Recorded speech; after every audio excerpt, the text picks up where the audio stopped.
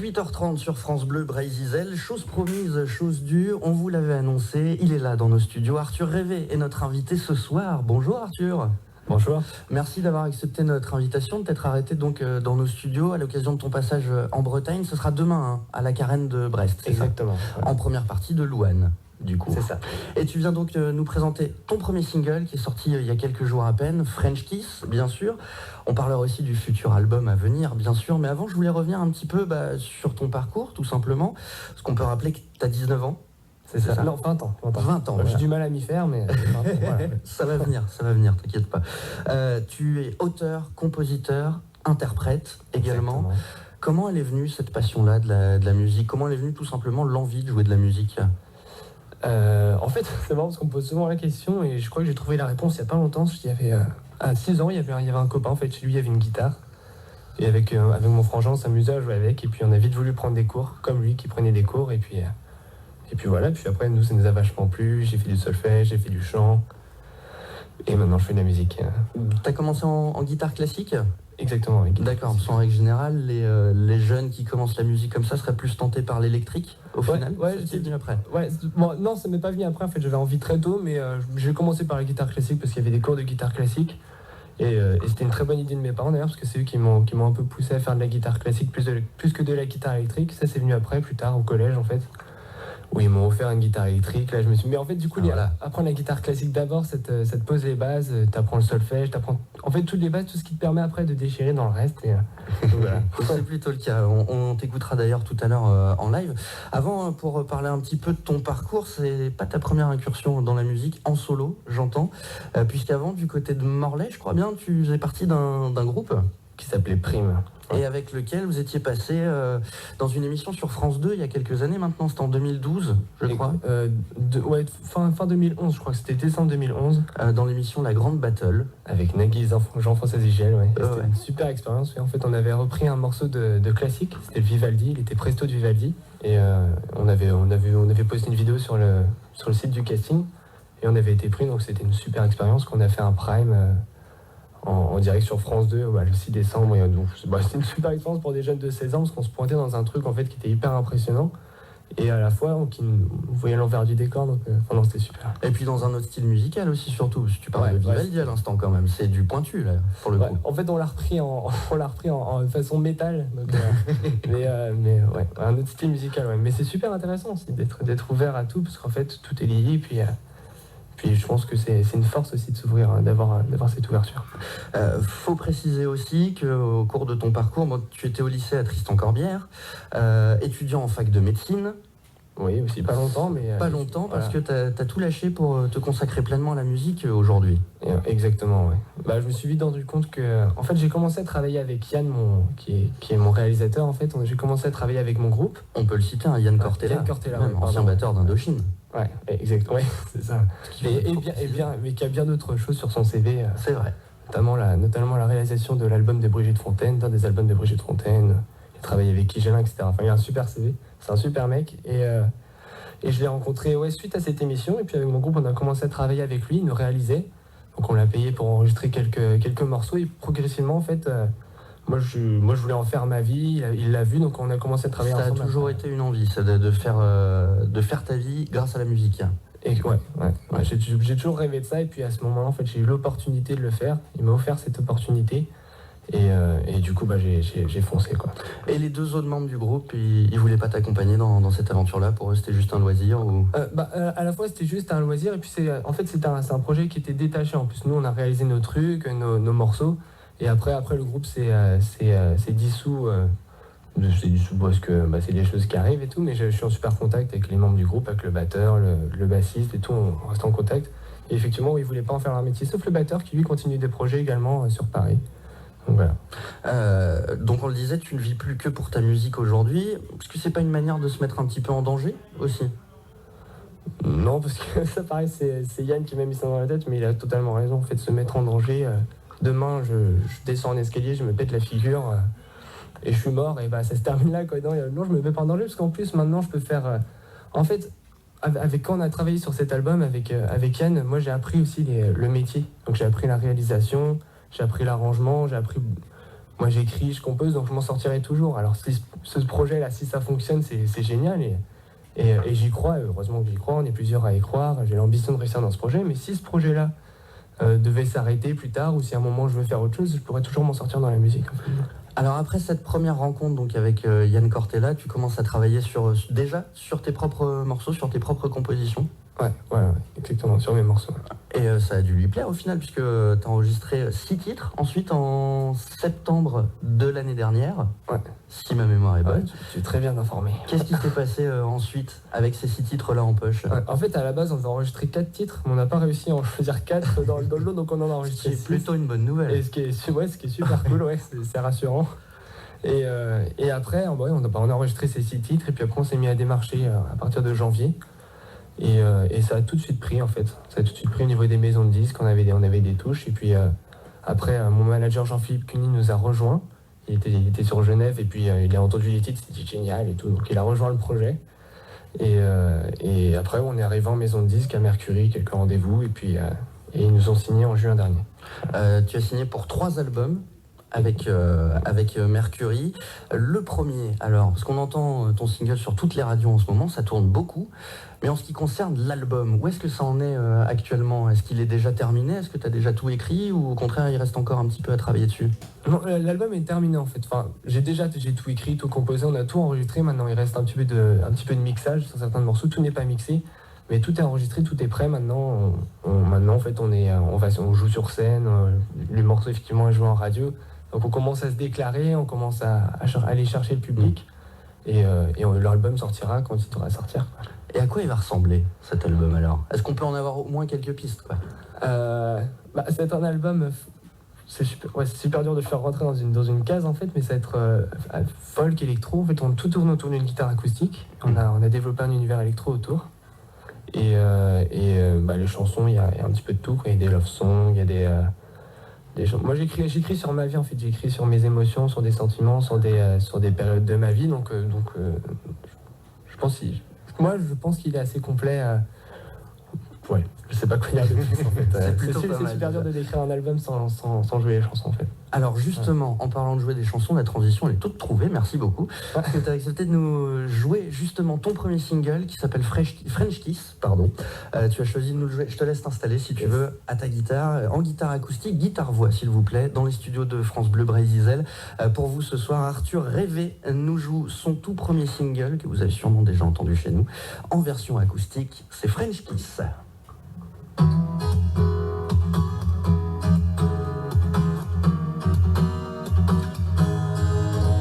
Excusez-moi, je veux juste que je fasse un tout petit réaccordage, je suis désolé, c'est le direct, c'est comme ça, je sais pas, elle a bougé là entre...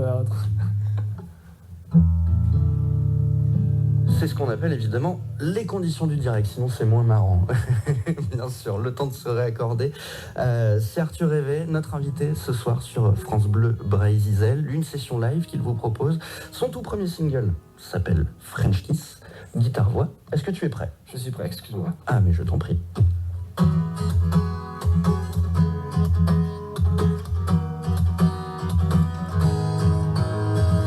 Jeune et con, pas de scrupules, pas de maudits sermons, cracher les formules et les codes. On était jeunes et cons, il fait l'un pour l'autre, pas de doute, on le savait, mais trop tard, tu étais en route pour un autre. Et tu revenais, et je revenais, on revenait, comme s'il n'était pas là. Et puis un verre, et puis 2 verres, et puis un baiser volé, comme s'il n'était pas là. Au passé, un clin d'œil, un baiser, de française à français, une tour Eiffel de sentiments pour une soirée volée. Puis on s'est perdu de vue, chacun disparu, chacun a pris son chemin, sans oublier c'est sûr, la honte cachée dans un coin. Un jour tout s'arrête et un jour on s'apprête à rallumer la flamme et à briser le mur à la croisée des chemins. Et tu reviens et je reviens, on se retient mais on revient si proche comme hier.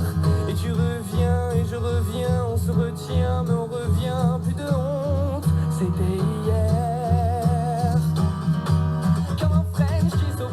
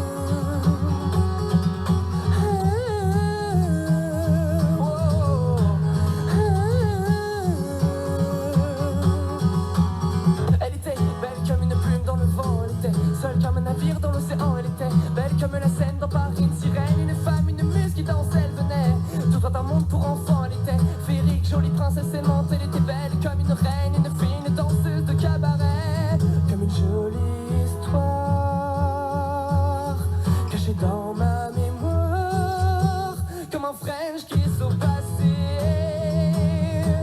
un clin d'œil, un baiser, de française à français, une tour Eiffel de sentiments pour une soirée volée, comme un French kiss au passé, un clin d'œil, un baiser, de française à français, une tour Eiffel de sentiments pour une soirée volée.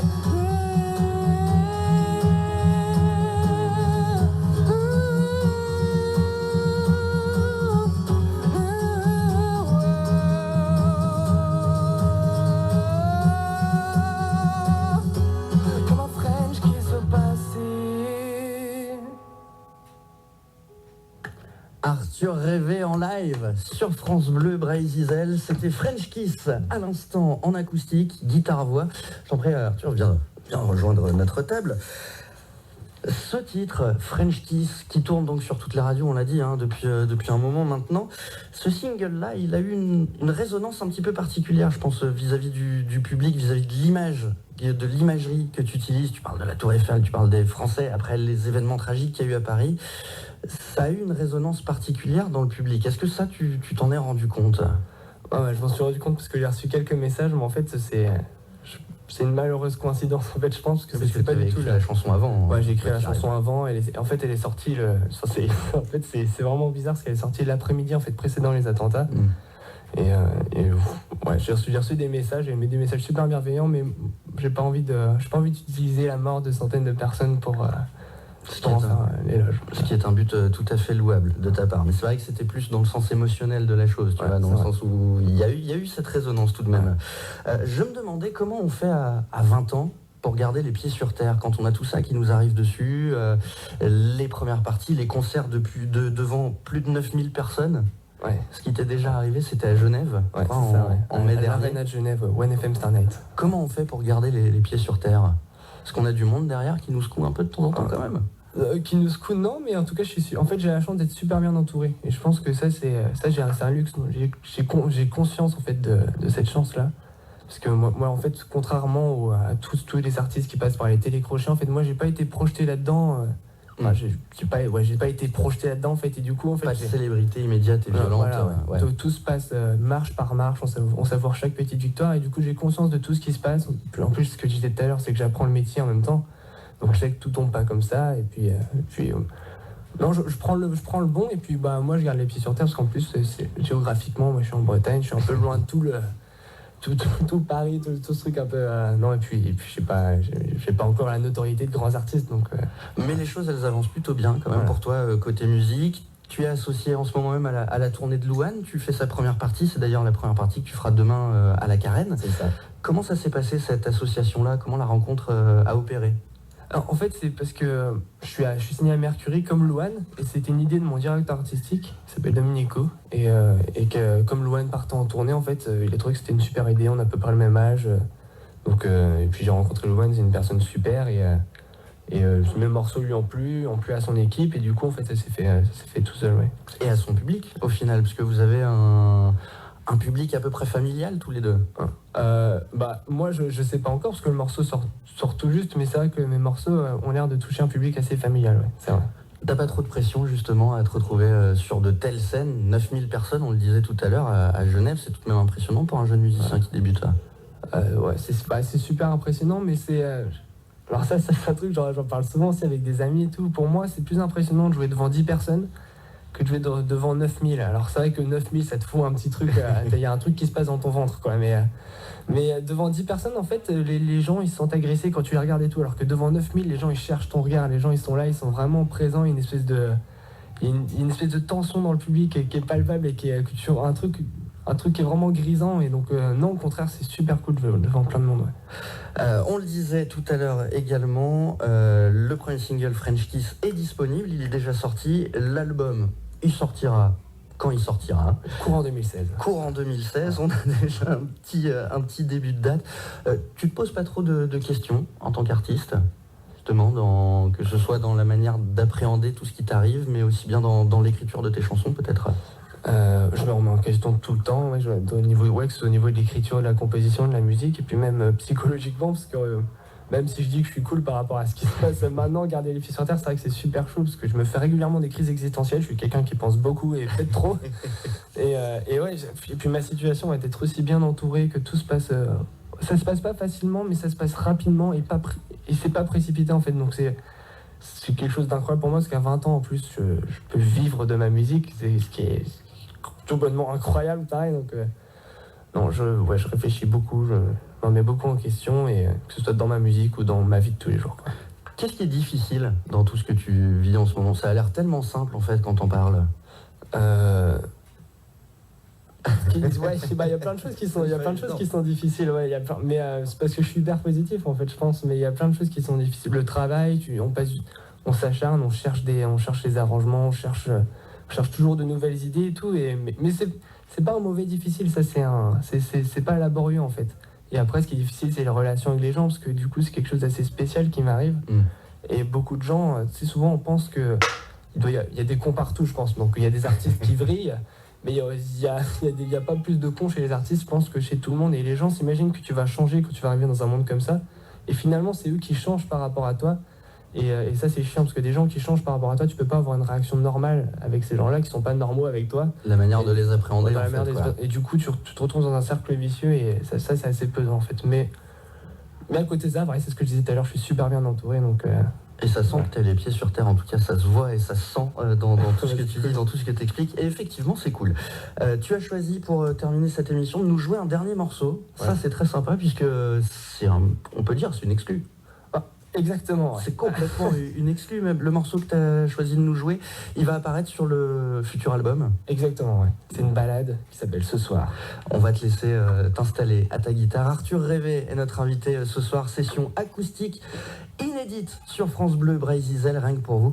Le morceau s'appelle Ce Soir. Ce soir, je rentrerai rincé de ma journée. Ce soir, à pas de loup à tes côtés. Ce soir, puisque je suis parti de semaine, pour moi ce soir, je n'ai qu'une peur, ne pas me coucher avec toi. Ce soir, j'ai besoin de sentir ta peau. Ce soir, que tu comprennes ma vision des choses. Ce soir, je voudrais que tu saches. Ce soir, tes yeux brillent parmi les étoiles chaque soir. Mon cœur bat contre le tien demain. Nous ferons l'amour comme ce soir, un soir sans toi n'est rien d'autre qu'un mauvais soir. Ce soir, tu me diras que tout va bien. Ce soir, je sais que tu ne manqueras de rien, juste de moi. Promis, je serai là ce soir, mon cœur, je n'ai qu'une peur, ne pas me coucher avec toi. Ce soir, j'ai besoin de sentir ta peau. Ce soir, que tu comprennes ma vision des choses. Ce soir, je voudrais que tu saches. Ce soir, tes yeux brillent parmi les étoiles chaque soir. Mon cœur bat contre le tien demain. Nous ferons l'amour comme ce soir, un soir sans toi n'est rien d'autre qu'un mauvais soir. Ce soir, tes yeux brillent parmi les étoiles chaque soir. Mon cœur bat contre le tien demain. Nous ferons l'amour comme ce soir, un soir sans toi n'est rien d'autre qu'un mauvais soir. Un soir sans toi n'est rien d'autre qu'un mauvais soir. Un soir sans toi n'est rien d'autre qu'un mauvais soir. N'est rien d'autre qu'un mauvais soir.